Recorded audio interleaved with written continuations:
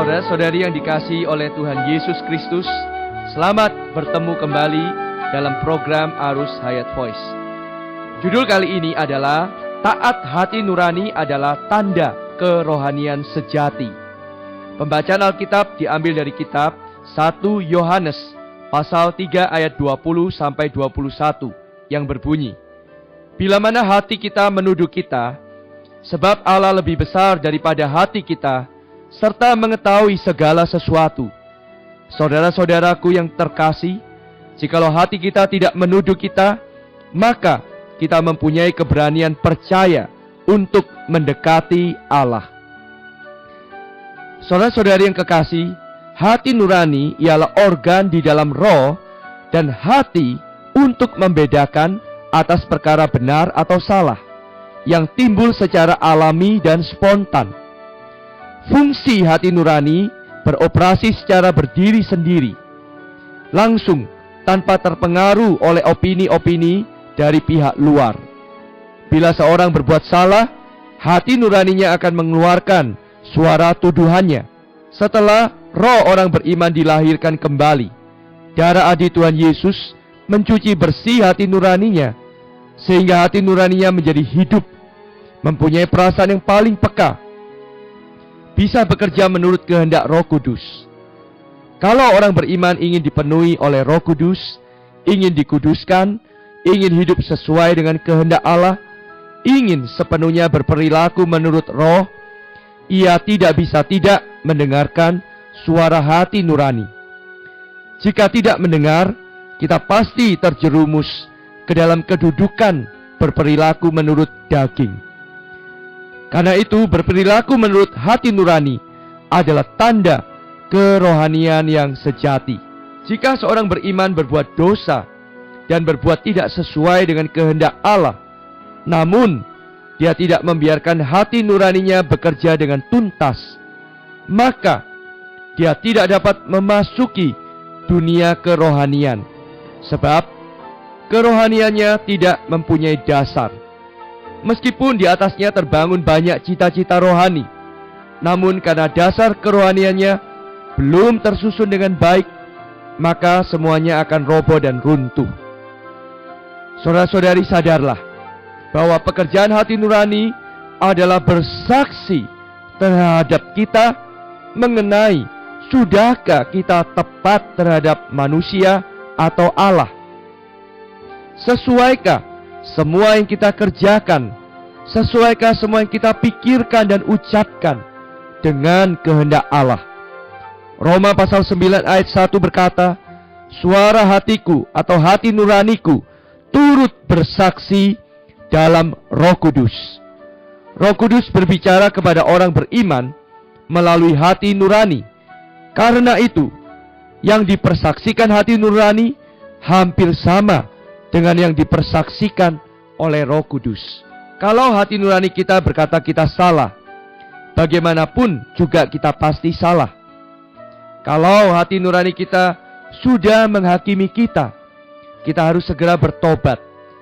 Kita tidak bisa menutupinya atau menyuapnya dengan apapun. Ayat di atas berkata, bila mana hati kita menuduh kita, Allah lebih besar daripada hati kita. Ini berarti bahwa apa yang ditegur hati nurani pasti akan lebih dihakimi oleh Allah. Kalau kita salah, lalu bagaimana? Kalau perkaranya belum kita lakukan, lekaslah berhenti. Kalau perkaranya sudah dilakukan, harus bertobat, mengakui dosa, mohon darah adi mencuci bersih. Saudara-saudari yang paling disayangkan, orang beriman hari ini tidak berbuat demikian.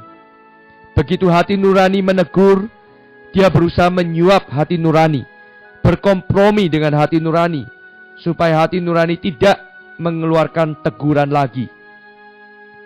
Seringkali orang beriman melakukan banyak perkara untuk menghibur hati nurani, berusaha melakukan sesuatu untuk menutupinya dengan perkara baik, perkara indah, perkara berguna yang menggantikan kehendak Allah.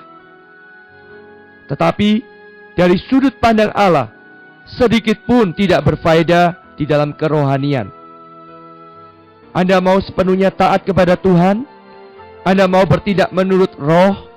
Anda mau menjadi orang yang diperkenan Allah?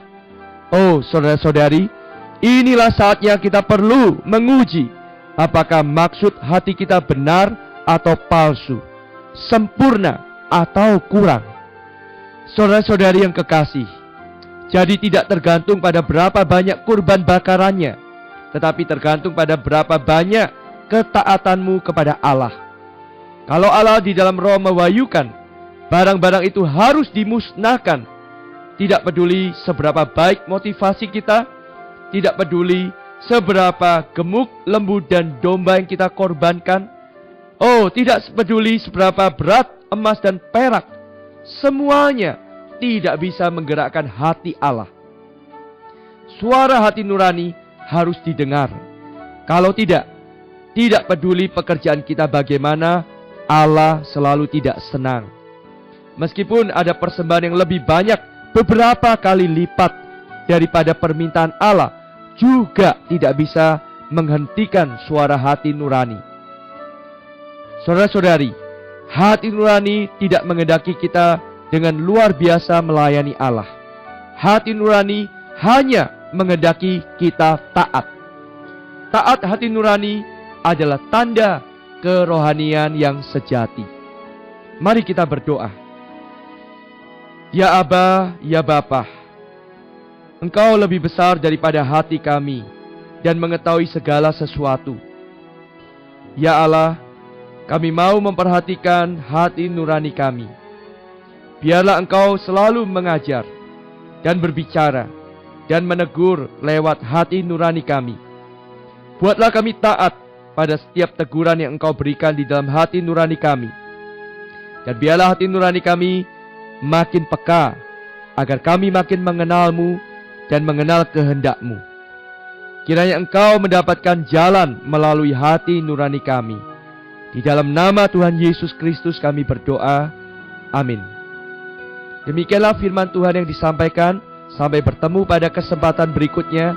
Kasih karunia-Nya menyertai engkau. Demikianlah program Renungan Arus Hayat Voice Note pada hari ini. Dan jika Anda tertarik untuk memiliki voice note tersebut beserta seri-seri sebelumnya, Anda dapat mendownload di website kami di www.pemulihan.or.id atau dapat menghubungi kami via BlackBerry dengan nomor PIN 282554 yang berpusat di Jakarta dan di nomor PIN 27EB5F7D yang berpusat di Surabaya. Tuhan Yesus memberkati kita semua.